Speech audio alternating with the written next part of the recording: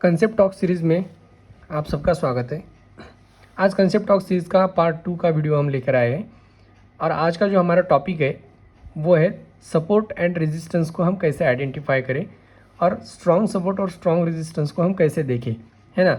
Market जब हम trade करते हैं मार्केट में तो हमारे लिए सपोर्ट एंड रेजिस्टेंस बहुत ज़रूरी होता है, क्योंकि बिना सपोर्ट एंड रेजिस्टेंस के आप मार्केट में टिक नहीं सकते या मार्केट में आप ट्रेड प्लान नहीं कर सकते, ठीक है।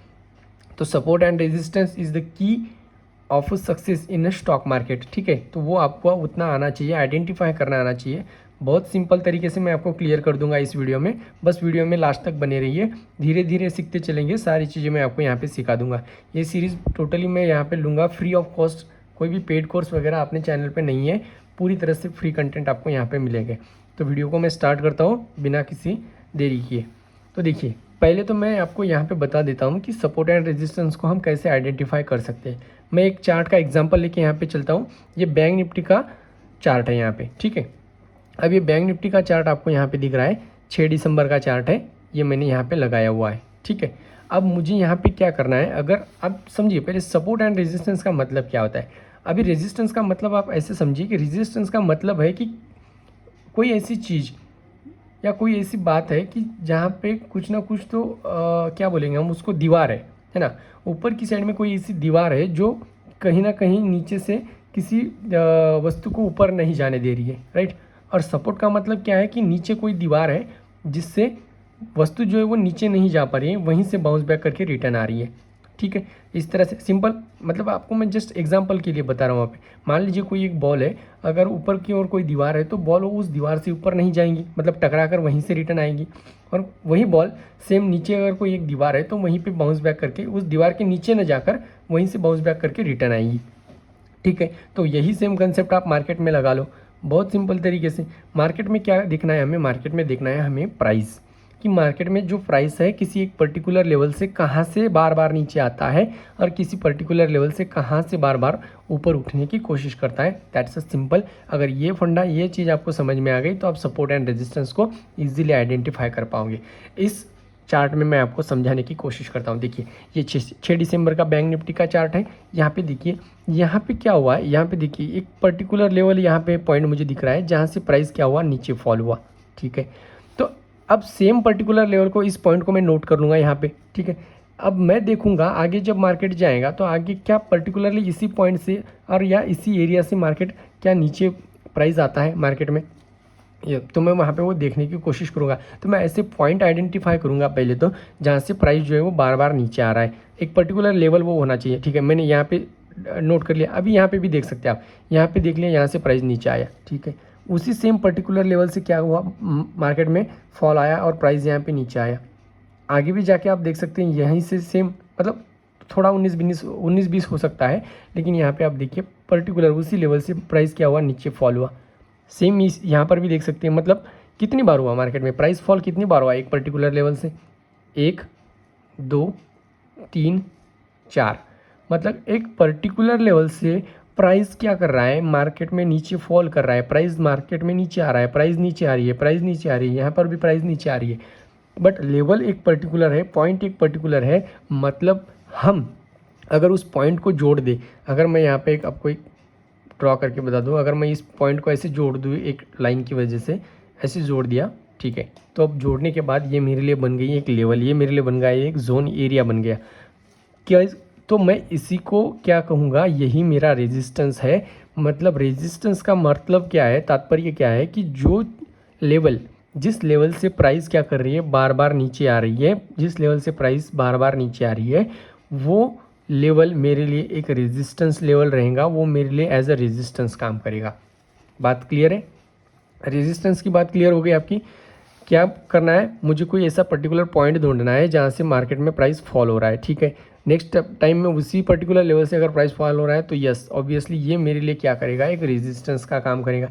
मतलब प्राइस उस पर्टिकुलर लेवल से बार बार क्या कर रही है, नीचे आ रही है। मतलब कुछ तो ऐसी बात है इस लेवल में, यहाँ पे इस एरिया में या इस जोन में कुछ तो ऐसी बात है कि जो प्राइस को बार बार नीचे ला रही है, ठीक है। तो दैट्स वाई वो मेरे लिए एक रेजिस्टेंस का काम करेगा। अगर मैं उन पॉइंट को जोड़ लूँ और एक ऐसी लाइन ड्रॉ कर दूँ, ऐसा जोन ड्रॉ कर दूँ, तो वो मेरे लिए रेजिस्टेंस कहलाएगा।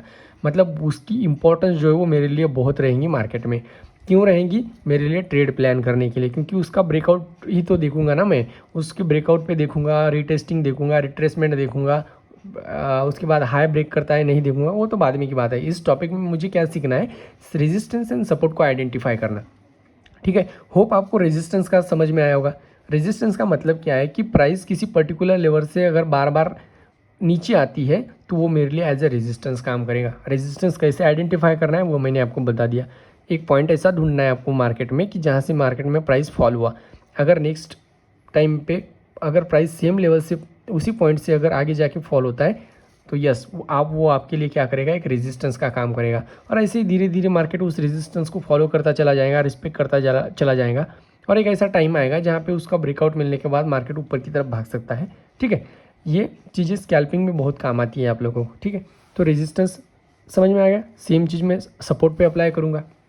अगर कोई एक पर्टिकुलर ऐसा मुझे पॉइंट ढूंढना पड़ेगा जहाँ से मार्केट में प्राइस क्या कर रहा है? ऊपर उठ रहा है, मतलब मार्केट में प्राइस वहाँ से ऊपर जाने की कोशिश कर रहा है। अगर इस चार्ट में मैं समझाऊँ तो ठीक है, मुझे ये पॉइंट दिख रहा है जहाँ से प्राइस अच्छा खासा ऊपर उठा है मार्केट में। ठीक है, यहाँ से लेकर यहाँ तक गया। उसके बाद कोई दूसरा दिख रहा है क्या? यस, मुझे यहाँ पे दिख रहा है ये वाला पॉइंट जहाँ से मार्केट में प्राइस क्या हुआ? ऊपर उठा। उसी सेम पॉइंट से, सेम पर्टिकुलर लेवल देख लीजिए, आप लेवल देख लीजिए। ठीक है ना, उसी सेम पॉइंट से वहाँ पे क्या हुआ? ऊपर उठा। ठीक है, तो मतलब ये अगर प्राइस यहाँ पे बार बार बाउंस बैक कर रहा है तो कहीं ना कहीं यहाँ पे कुछ ऐसी चीज़ है, या ये लेवल मेरे लिए इतना इंपॉर्टेंट है कि कहीं ना कहीं इस लेवल पे ऐसा कुछ तो है जो प्राइस को ये नीचे नहीं जाने दे रहा है। मतलब ये लेवल मेरे लिए क्या हो जाएगा? इंपॉर्टेंट हो जाएगा। और इसी लेवल को मैं क्या बोलूँगा? मेरा एक सपोर्ट लेवल बोलूँगा। मतलब अगर इस पॉइंट को और इस पॉइंट को मैं अगर जोड़ दूँ तो मेरे लिए एक लाइन, मैं एक जोन वहाँ पे ड्रॉ कर दूँगा। That's why like this. ठीक है, तो इस तरह मैंने वहाँ पे एक जोन ड्रॉ कर दिया।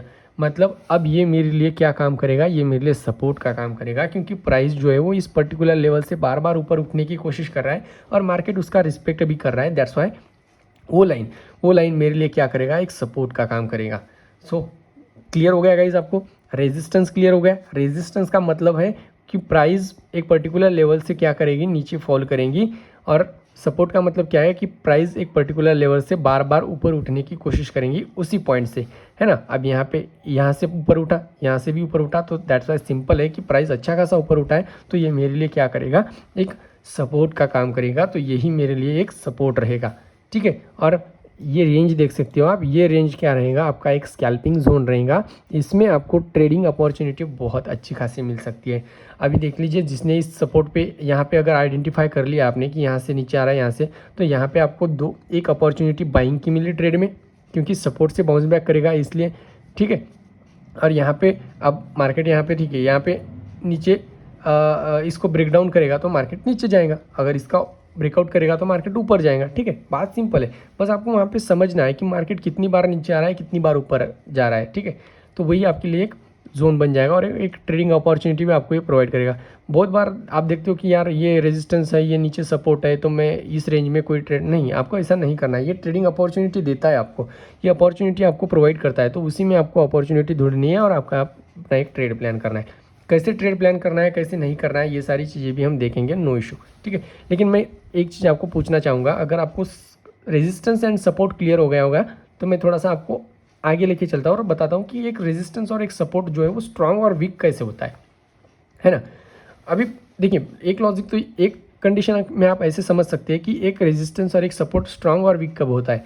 मान लीजिए अगर यहाँ पे प्राइस कितनी बार नीचे गया, इस लेवल से पर्टिकुलर लेवल से प्राइस कितनी बार नीचे गया? 1 2 3 4 बार। मतलब 4 बार अगर किसी पर्टिकुलर लेवल से अगर प्राइस नीचे जा रही है तो इसका मतलब है, सिंपल मतलब है, फर्स्ट कंडीशन कि सिंपल मतलब है कि वो वाला रेजिस्टेंस जो है वो मेरे लिए स्ट्रांग रहेगा।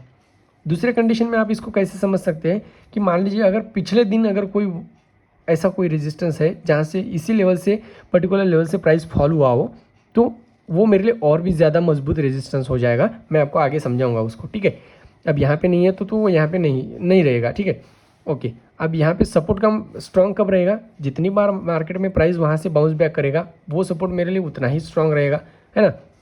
ठीक है, तो अब मैं आपको और थोड़ी डेप्थ में समझा देता हूँ कि इसको कैसे समझेंगे हम और स्ट्रांग कैसे हो सकता है। अगर पिछले दिन का सेम पर्टिकुलर लेवल से फॉल आया है या सेम पर्टिकुलर लेवल से बाउंस बैक आया है तो वो मेरे लिए स्ट्रांग हो जाएगा, वो मेरे लिए सपोर्ट एंड रेजिस्टेंस स्ट्रांग होगा। ठीक है, अब मैं यहाँ पे आपको समझाऊंगा। ओके, इस मार्केट में मैं आपको समझाऊंगा। आप समझ जाओगे थोड़ा। मैं इसको थोड़ा छोटा कर देता हूँ ताकि आप इसको समझ सकें पूरी तरह से। ठीक है, ओके।